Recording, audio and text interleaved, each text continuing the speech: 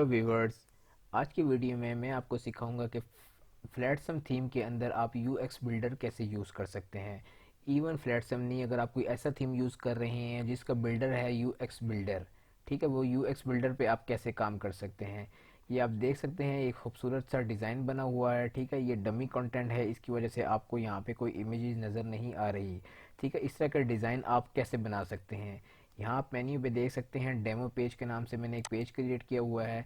इस पर मैं अगर क्लिक करूँ तो यहाँ पे आपको इस टाइम कोई डिज़ाइन नज़र नहीं आ रहा, ठीक है। आपने क्या करना है, आपने एडिट पेज के नीचे आप देख रहे हैं लिखा हुआ है एडिट विद यूएक्स बिल्डर, आपने इस पर क्लिक कर देना है, ठीक है। कोई भी पेज बनाएंगे तो वहाँ पे आपको edit with UX builder show हो जाएगा। अब ये यहाँ पे बिल्डर मेरे पास लोड हो रहा है। अब इस पे क्लिक करने के बाद यहाँ पे आप देख सकते हैं मेरे पास बैक एंड आ चुका है और यहाँ से मैं अपने पेज को डिज़ाइन कर सकता हूँ, ठीक है। यहाँ पे व्यूवर्स आपके पास दो ऑप्शंस होते हैं। एक ऑप्शन ये होता है कि यहाँ पे आपको कुछ प्री डिफाइंड डिज़ाइंस दिए हुए होते हैं। अगर आपको इसमें से कोई डिज़ाइन पसंद आता है तो आप इसको सिंपल क्लिक करके इसको इंपोर्ट करें तो ये डिज़ाइन आपके पेज पे आ जाएगा पूरा का पूरा।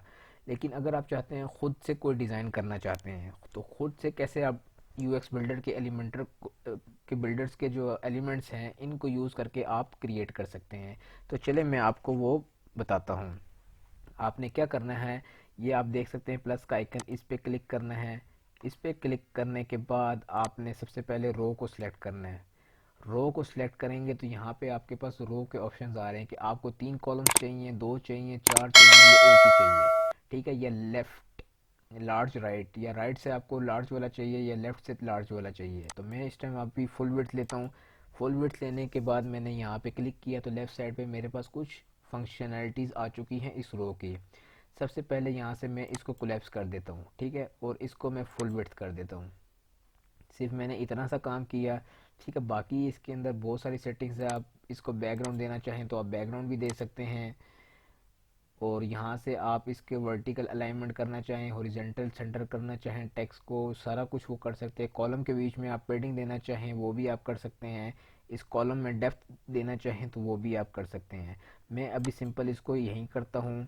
ये करने के बाद मैं चाहता हूँ यहाँ पे मैं एक बैनर लगाऊँ, ठीक है। मैं सर्च में सिर्फ BAN लिखूंगा तो मेरे पास बैनर आ गया, ठीक है। मैं इस बैनर पे क्लिक करूंगा तो यहाँ पे मेरे पास प्री डिफाइंड कुछ बैनर के डिज़ाइन बता रहा है। एक ब्लैंक है, फिर वो कह रहा है कि टेक्स्ट सेंटर में चाहिए कि नहीं, ये जो भी बना हुआ है।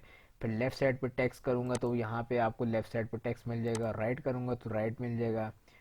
अगर बॉक्स राइट करूँगा तो आपको इस तरीके से टेक्स्ट मिल जाएगा, ठीक है। मैं फ़िलहाल अभी इसके साथ जाता हूँ, ठीक है। नीचे से मैं अप्लाई कर दूँगा।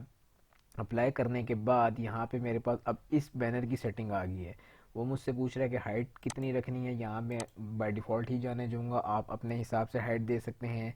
बैकग्राउंड इमेज अगर आप कोई देना चाहते हैं तो वो आप बैकग्राउंड इमेज भी दे सकते हैं।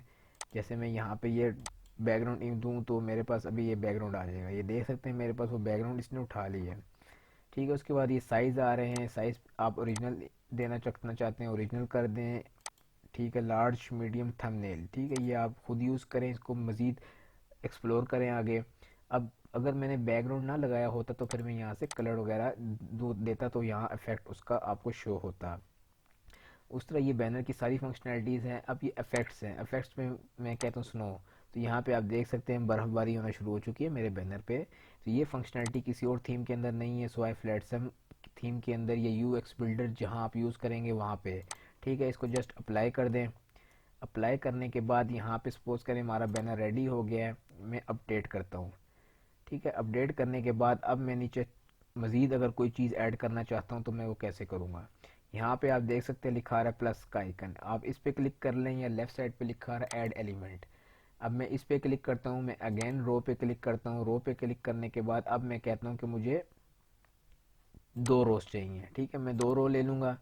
अब मेरे पास रो आ गई, ठीक है। मैं रो को अब बिल्कुल ये ऊपर देखें साथ चिपक रहे हैं, मैं ऊपर से थोड़ा सा मार्जिन देना चाहता हूँ, ये कह लें आप पैडिंग देना चाहता हूँ, तो वो मैं कैसे दूंगा। यहाँ पे आके आप देख सकते हैं, ये मैं इसको 50 कर देता हूँ, इसको मैं दे देता हूँ 50 पिक्सल। तो ये देख सकते हैं आप नीचे आ चुका है। अब मैं अगेन प्लस पे क्लिक करूँगा, ठीक है, और यहाँ पे मैं लिखूँगा हाइडिंग, या टेक्स्ट लिखता हूँ पहले, तो ये टेक्स्ट आ गया, ठीक है। अब टेक्स्ट पे मैंने क्लिक किया तो यहाँ पे मेरे पास टेक्स्ट आ रहा है।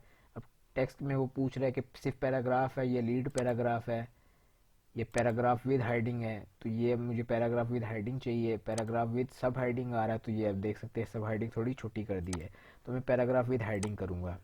और जस्ट इसके अंदर आप अगर HTML आपको आती है और HTML से आप कोड करना चाहते हैं तो आप यहाँ पे कोड करें HTML से। अगर नहीं करना चाहते तो यहाँ ओपन टेक्स्ट एडिटर है, तो इसको ओपन करेंगे तो यहाँ पे बिल्कुल आप टेक्स्ट लिखें, हेडिंग दें, और ये सारी उसकी स्टाइलिंग है। जिस तरह आप MS वर्ड यूज़ करते हैं ना, उस तरह की सारी वो वाली चीज़ें हैं, तो आप यहाँ से इसकी स्टाइलिंग कर सकते हैं। इसको मैं कलर चेंज कर देता हूँ, और अब इसको मैं एक कंट्रोल ऑल्ट शिफ्ट जे से मैंने इसको जस्टिफाई किया है, ठीक है, कंटेंट को। अब मैं कंट्रोल Z करूँ तो ये अब देखें आप यहाँ पे जस्टिफाई ये नहीं है, ये जस्टिफाई नहीं है। मैंने इसको सेलेक्ट ऑल किया है और ऑल्ट शिफ्ट जे ये प्रेस किया तो ये जस्टिफाई हो चुका है। और इसको मैं अप्लाई कर देता हूँ, ठीक है। अब ये देखें यहाँ पे मैंने कंटेंट अप्लाई कर दिया है। तो यहाँ पे मैं इमेज लगाना चाहता हूँ। अब इधर मैं इमेज लगाने के लिए सर्च करूँगा इमेज। अब यहाँ पे एक है इमेज और एक है इमेज बॉक्स, ठीक है। इमेज बॉक्स क्या करता है, इमेज बॉक्स में आप साथ कंटेंट ऐड करना चाहें तो वो आप कंटेंट भी ऐड कर सकते हैं। ये देखें इमेज और नीचे उसका टाइटल और डिस्क्रिप्शन आप देना चाहें तो वो दे सकते हैं। अब यहाँ पे मैं इमेज अगर कोई लगाऊँ तो ये इमेज में लगाता हूँ, ठीक है। यहाँ पे देखें वो इमेज आ चुकी हैं, और उसकी ये सारी हाइट अगर आप कोई देना चाहेंगे यहाँ से अगर X कर देंगे ख़त्म हो जाएगी 100%।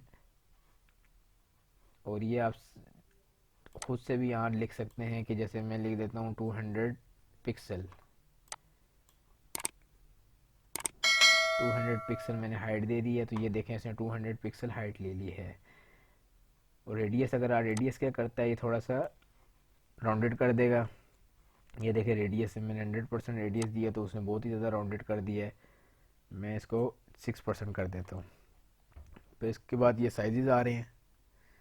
साइजेस में आप लार्ज, मीडियम, थंबनेल, ओरिजिनल करना चाहें वो कर सकते हैं, इसको आप डिफ़ॉल्ट जाने दें।